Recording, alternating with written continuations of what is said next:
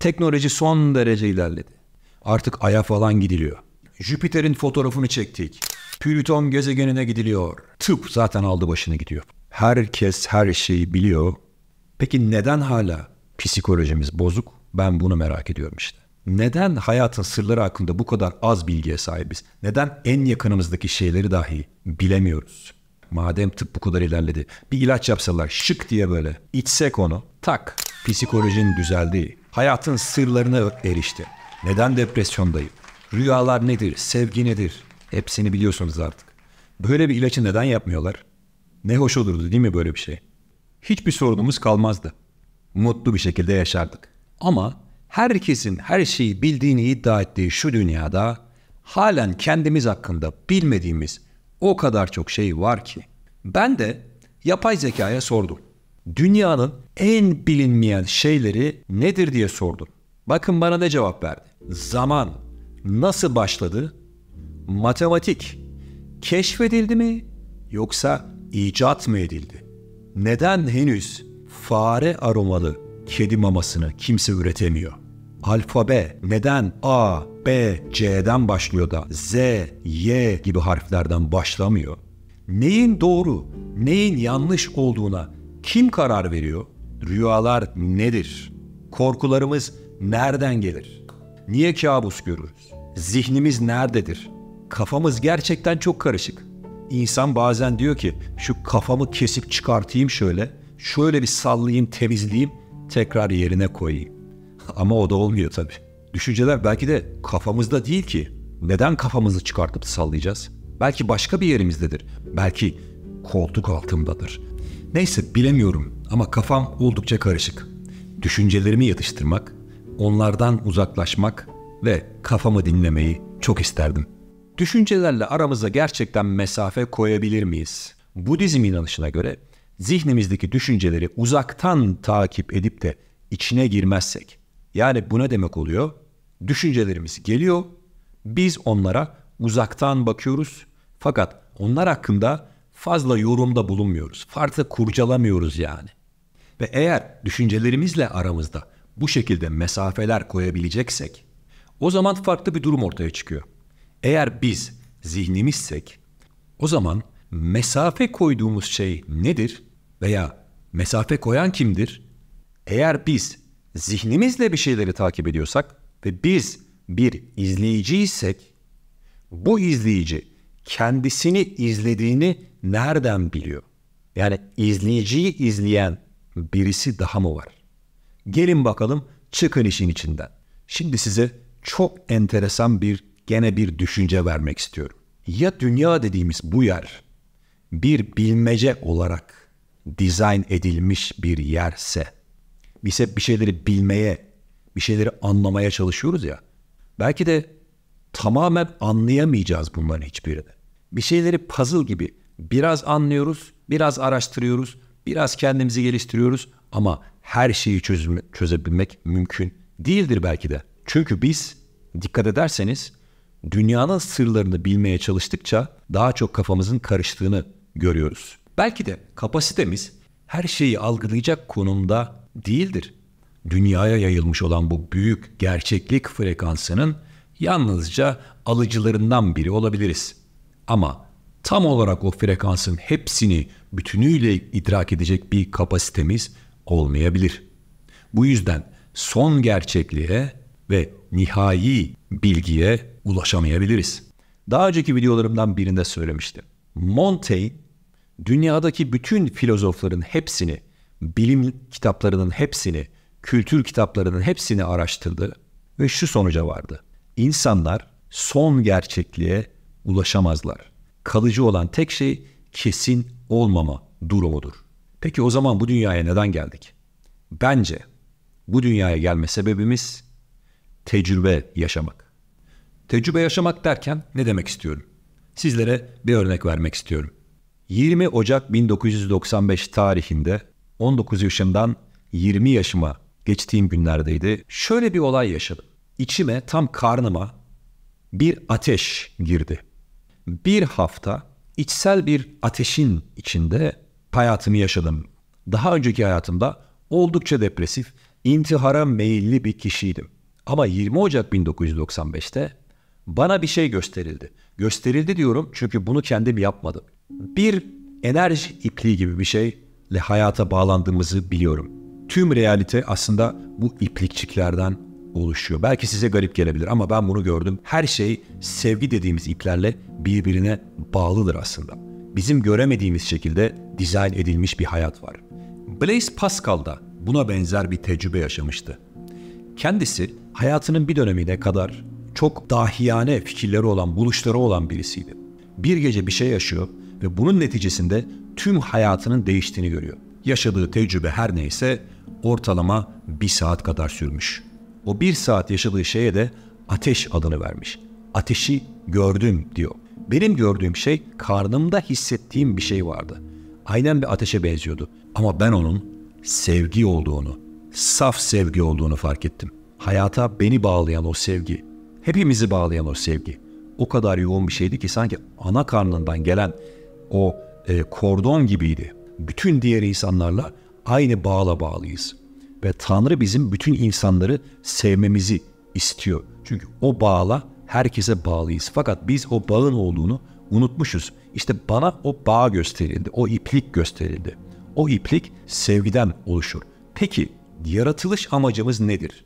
Yine bence diyorum, bir takım dersler öğrenmeye geldik bu dünyaya biz. Ben bunu kesinlikle eminim. Çünkü bu dünya gerçekten zor bir dünya. Karışık bir dünya, kaotik bir dünya, aynen bulmaca gibi bir dünyadır. Ve bu dünya üzerinde de bence bu bulmacayı çözmek için değil, bulmacanın sadece bizim filtremize yansıyan ufak bir parçası hakkında bilgi sahibi olabilmek için ve tekrar o içimizdeki Tanrı'ya uzanan o bağ ile tekrar kontak kurmak için gönderildik. Ve ancak o bağı biz aktive edersek o zaman görevimizi tamamlamış oluruz. Bu görev insanlara yardım etmek üzerine kurulmuş bir görevdir. Bu görevi ne kadar iyi gerçekleştirirsek hayatımızı o kadar verimli yaşamış olacağız. Peki size başka bir soru. Bu dünya neden bu kadar zor? Çünkü sevgi üst düzeyde bir frekanstır ve dünya düşük bir merkezdir. Bizim bir noktada bu dünyaya düşmüş olmamız gerekiyordu. Düşmüş dedim. Gerçekten ana karnından dünyaya çıkan bir kişi kuru bir ortama çıkıyor ve ağlayarak çıkıyor. Geldiğimiz yerde sevgi vardı. İçimizde dünyadaki kötülükle sevgiyi ayırt edebilen bir yer var. İçimizde iyiyi bilen bir taraf var. Peki iyiyi bilen bu tarafımızı içimize kim koydu? Ben buna inanıyorum. Biz gelmeden önce bu dünyaya bir takım bilgiler bizde kodlandı, verildi. Sevgi verildi. Şunu kabul etmeliyiz. Biz içimizdeki bu sevgiyle bir mum gibi tutarak hayatta ilerlerken karanlık bir yerde ilerlediğimizi bilmeliyiz. Çünkü dünyada hiçbir şey aydınlık değil ve hiçbir zaman tamamen aydınlık olmayacak. Bizim içimizdeki vicdan dediğimiz o mum bizi ayık ve uyanık tutan ve hayata karşı el yordamıyla ilerlememizi sağlayan bir güçtür. Dünya dediğimiz mekana geldiğimiz zaman bir misyonla görevlendirildik bence. Karanlık bir dünyaya, korkularla dolu bir dünyaya doğduk ve hatta daha sonradan da korkular edindik bu hayatla ilgili. Carl Gustav Jung diyor ki, korkunuz neredeyse göreviniz oradadır. Evet korkularımız olacak, evet karanlığımız olacak ama bizim görevimiz karanlığımızı fark etmek ve sonra içimizdeki görevi keşfetmek, amacımızı keşfetmek ve daha sonra insanların ihtiyaçlarını görmek ve ona göre onları yetiştirmek, geliştirmek, büyütmektir. Peki bu nasıl olacak? Eğer kafamızın içindeki kaos bitmiyorsa bu yardımı nasıl sağlayabiliriz ki? Kendi içimizdeki bazı şeyleri fark etmeye başlayarak yapabiliriz bunu. Bunun için de farkındalık gerekiyor. Kendinize yeterince fokus sağlamanız gerekiyor. Fakat hayatımızda bizi bu görevden uzaklaştıran pek çok dış etmenler var. Televizyon, cep telefonu, alışkanlıklarımız, huylarımız, bize ait olmayan bir takım düşüncelerimiz, görevi keşfetmemizi engelliyorlar. Görevi keşfetmek için üzerinde uzun süre düşünmemiz lazım görevimizin. Beynimiz ve zihnimiz ve düşüncelerimiz sağdan sola atlayan şımarık bir çocuk gibi olabilir. Ama bizim nihai hedefimiz çocuğu öldürmek olmamalı. Çocukla konuşmak, kendimizi ıslah etmek, olgunlaşmak, İşte yapılması gereken bu. Zihnimizi durdurmak falan değil. Disiplin ve fokus. Yani odaklanmak. İçsel çocuğumuzu yatıştırıp olgun kişiliğimizi ön plana çıkartmak ve ıslah etmek. Demin de söylediğim gibi ıslah. Çünkü eğer çocuğumuzu susturabilirsek dipte yatan çok değerli bilgiler bize açılmaya başlayacak. İşte bu bilgiler hakkında insanlarla konuşabiliriz. Çünkü bu bilgiler değerlidir. Aslında bu bilgiler çok uzaklardan bir yerlerden, böyle sırlar aleminden falan gelen bilgiler değil. Bilinçaltımızda yatan müthiş engin bir deha var, alem var. O aleme işte bu dediğim kalbimizden giden yolla birlikte bağlanabiliriz. Ama bunun için öncelikle kafamızın içindeki bu konuşmaları ıslah etmemiz, çocuğumuzu yatıştırmamız gerekiyor. Bak çocuğum, sakin ol. Sakin ol. Kontrol bende. Düşüncelerimi fokus etmeme izin ver. Derine inmeme izin ver.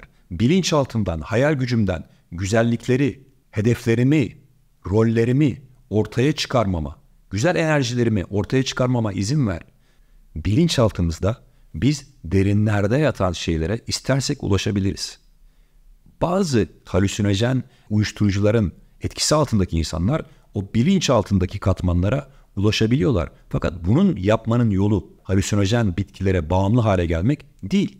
Daha başka yollarla da biz kendi içimizdeki derinlerde yatan bilinçaltına inebiliriz. Oradaki güzellikleri çıkartabiliriz. Öncelikle korkularımızı yatıştırmamız ve kendimizi sakinleştirmemiz gerekiyor. Bu sakinleştirmeyi başarabilirsek o zaman bilgiler bize açılmaya başlar. Ki bunun için çeşitli metotlar var. Yaratıcımıza dua etmek bunlardan biri. Dua sizi odaklayacak.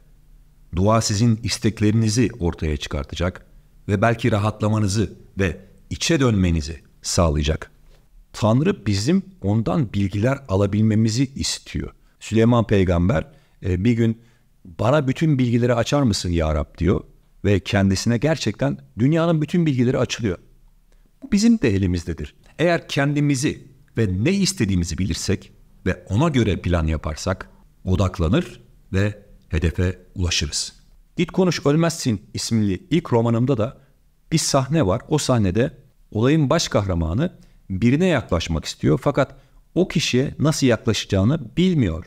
Kafasında bir plan yapıyor ve o planı düşündüğü andan itibaren ne yapması gerektiği o kişiye veriliyor.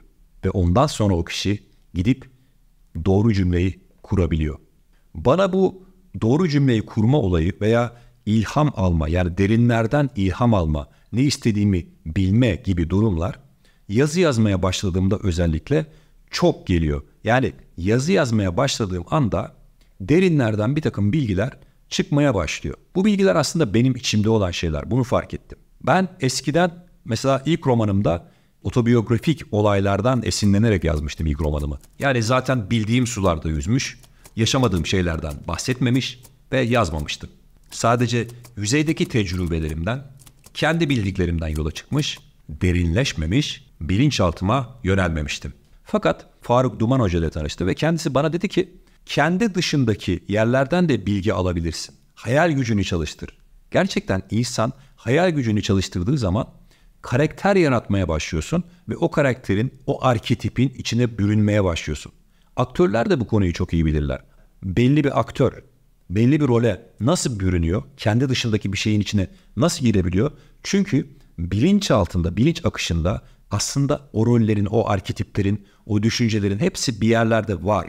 Sezgin Kaymaz isminde çok sevdiğim bir yazar var ve ona soruyorlar, bu kadar güzel karakterleri nasıl yaratıyorsun? Ben de bilmiyorum diyor. Fakat bu karakterler oldukça gerçekçi. Sezgin Kaymaz'ın kitaplarını okursanız dersiniz ki yani bu adam gerçekten bunları yaşamış dersiniz ama yaşamamış. Hatta kendisi bu yaratım aşaması hakkında şöyle söylüyor. Ben bu karakterleri nasıl yarattığımı bilmiyorum. Sadece o karakterlerin kafamda canlandırmaya çalışıyorum ve onları konuşturuyorum diyor. Fakat daha önceden plan yapmıyorum diyor. Spontan bir şekilde bu karakterlerin hepsi zaten Sezgin Kaymaz'ın içinde var. Ancak bunu öte dünyalarla karıştırmamak lazım. Ne demek istiyorum bundan? Bazı kişiler bilinçaltıyla başka alemleri birbirlerine karıştırıyorlar. Ve bir takım metotlarla bir takım başka alemlerden bilgiler edinmeye çalışıyorlar. Bu metotlar dünya dışı varlıklarla bilinçsiz kontaklar kurmamızı sağlayabilir. Tarot, fal ve bunun gibi şeyler aslında tehlikeli şeyler de olabilir. Bakın, Navajo Kızılderililerinin bir YouTube kanalı var. Onu bazen seyrediyorum ve oradaki adam dedi ki, şef, insanlar diyor bir takım ruhsal varlıklardan bilgiler edinebilir diyor. Aynen bilinçaltından edindiğimiz bilgiler gibi. Fakat bunlar tehlikeli bilgiler olduğu için kabilemiz tarafından o paralel evrene geçişler yasaklanmıştır diyor. You cannot call evil things good. Evil can be so disguised that people would think it was good. I have always tried to maintain those teachings in my own life to avoid things that you look at it and you think, oh, that's good. But really it could be very much an evil practice, an evil way, and you have to be very cautious. Ki bu Kızılderililer, Carlos Castaneda'nın kitaplarında belirttiği gibi aslında o paralel evrenlere girip çıkabilmek için halüsinojen bir takım kaktüsler veya bitkiler kullanarak kendilerini o alemlere girip çıkartan insanlardı. Fakat bu Navajo Kızılderililerinde yasaklanmıştır. Neden yasaklanmıştır? Çünkü kötü bir takım şeylere alet olabiliriz. O yüzden bize zaten Tanrı güzel bir şekilde içimizde hayal gücü adını verdiğimiz harika bir alet vermiş. Hatta zihinle hayal gücünü birleştirebilirsek gerçekten harika noktalara, harika frekanslara ulaşabilir. Çeşitli kitaplarla, müzik eserleriyle, bestelerle veya herhangi bir şekilde insanlara yararlı olabiliriz. Ben böyle düşünüyorum. Hayatta belki de tüm cevaplar içimizdedir. Hani diyoruz ya, ay depresyondayım, ay şöyle problemim var. O zaman neden içimize dönmüyoruz? Çünkü içimizde eğer bütün bilgiler varsa cevaplar da içimizdedir. Yapmamız gereken tek şey kapıyı çalmak. Kapıyı çalarsak bize açılacaktır. Her şey bize çok yakın. Ama biz ne yapıyoruz? Korkularımızın ve kötü düşüncelerimizin peşinden gidiyoruz. Oysa kendinizi uzaklaştırın, uzaktan bakın ve içinize dönün. Deyin ki, bu duygu bana ne anlatmaya çalışıyor? Bu düşüncem bana ne anlatmaya çalışıyor? Eğer duygu ve düşüncelerimizi daha iyi tanırsak, onların bizi rahatsız etmelerine engel olmuş oluruz. Böylece derin yaşamak için kendimize daha yüksek frekanslı, özgür alanlar açabiliriz. Bazen ben bunu yapıyorum. Bir korkum geldiği zaman, dur bakalım korku orada diyorum ve duruyor ve kendisiyle konuşmaya başlıyorum. Sen neden korkuyorsun? Gerçekten korkmaya değer bir şey mi bu? Bunu beraber nasıl yenebiliriz? Neler yapabiliriz? Siz böyle korkularınızla, düşüncelerinizle konuştuğunuz zaman korkuyla aranızda bir mesafe girmiş olacak. Çünkü onun varlığını kabul edip muhatap almış oluyorsunuz ve artık onun içine girmiyorsunuz, dışarıdan bakmaya başlıyorsunuz. Bu çok değerli bir armağandır. Ancak bu şekilde korkularımızı ıslah edebiliriz. Duygu ve düşüncelerinizi tanıyın. Onlarla sohbet edin. Hatta size bir tavsiye vereyim. Kendinizle sesli olarak konuşmaya başlayın. İçinize attığınız ve hiçbir zaman bakmak istemediğiniz korkularla yüzleşin, onlarla konuşun. Kaynaklar ve cevapların hepsi sizin içinizde. Yeter ki siz yüzleşin, konuşun kendinizle. Açığa çıkartın, kusun. Kustuktan sonra bu bilgileri kötü düşüncelerinize tövbe etmek, set çekmek demektir. Geçmiş yaşantılarınızla bağınızı kesmek demektir. Bunu kesmek için her biriyle yüzleşmeniz gerekiyor korkularınızla. Bunu yaptıktan, bu prosesten geçtikten sonra da artık kendinizle, içinizdeki, yüreğinizdeki o güzel taraflarla, umutlu taraflarla, sevgi dolu, verici taraflarla artık baş başa kalabilirsiniz. Düşüncelerimiz aslında korkutucu şeyler değil ama biz onlardan kaçtığımız için bilinmeyen bir takım alanlarımızda, yani bizim gözle görmediğimiz bir takım alanlarda o düşünceleri sakladığımız için ve hiçbir zaman üzerine açıp bakmadığımız için de o düşünceler başka insanların bizi tetiklemesi yoluyla yaralarımıza basmaları neticesinde öfke açığa çıkıyor. Bir takım duygular, yalnız kalma duyguları, sevilmeme duyguları açığa çıkıyor. Çekingenlik duyguları açığa çıkıyor. Çünkü o düşünceyle, o bastırdığımız düşünceyle hiçbir zaman yüzleşmek istemiyoruz. Ama size bugün tavsiyem, düşüncelerinizle yüzleşin. Geç olmadan bunu yapın. Carl Gustav Jung'un Dark Night of the Soul, yani ruhun karanlık gecesini yaşayın. Deyin ki Bu karanlık tarafımı görmek istiyorum. Karanlık kuytularda kalmış kutularımı açmak istiyorum. İçinde neler var bilmek istiyorum dediğiniz anda güçleneceksiniz. Sadece size bir sır vereyim. O kapağı açan kişi kim olacak? Bunu düşünün. İçinizde bir şey, içinizdeki korkuları açmak istiyor. Kutuyu oraya kim koydu? Açmak isteyen kişi kim? Açmak isteyen kişi aslında sizin içinizdeki o güzel tarafınız. Ve açılmasını istemeyen tarafta içinizdeki çocuğunuz. Siz bugün bir olgun birey olarak içinizdeki çocuğu ıslah etmek için kapağı yavaşça açın. Ve deyin ki, bak çocuğum, korkmana gerek yok. Şu anda kapağı açıyorum, korkularıma bakıyorum, korkulacak bir şey yok. Korkularınızın gözlerinin içine bakın. Korku denen bir şeyin olmadığını göreceksiniz. Bugünkü videom biraz kafa karıştırıcı olmuş olabilir fakat özetlemek istiyorum. Eğer içinizdeki düşünceler çok fazla geliyorsa ve düşünceleri susturmanın, onlarla baş etmenin yollarını arıyorsanız ve bunun cevabını insanlardan bulamadıysanız yine de bir çareniz var. İçinize dönmeye başlayın. Düşüncelerinizi düzenlemeye başlayın. Korkularınızı sınıflandırın. Onları bir kitaplığın rafına koyar gibi, kitapları dizer gibi dizin. Hayatınızda neyi, neden yaşadığınızı anlamaya çalışın. Duygularınız nereden geliyor çözmeye çalışın ve onlarla konuşun. Göreceksiniz ki kısa bir süre sonra içinizde özgürleşen alanlar yaratmaya başlayacaksınız. Böylece nefes alabilecek, güven kazanacak ve güçleneceksiniz. Evet, şimdilik bu kadar. Yeni bir videoda görüşmek üzere, hoşça kalın.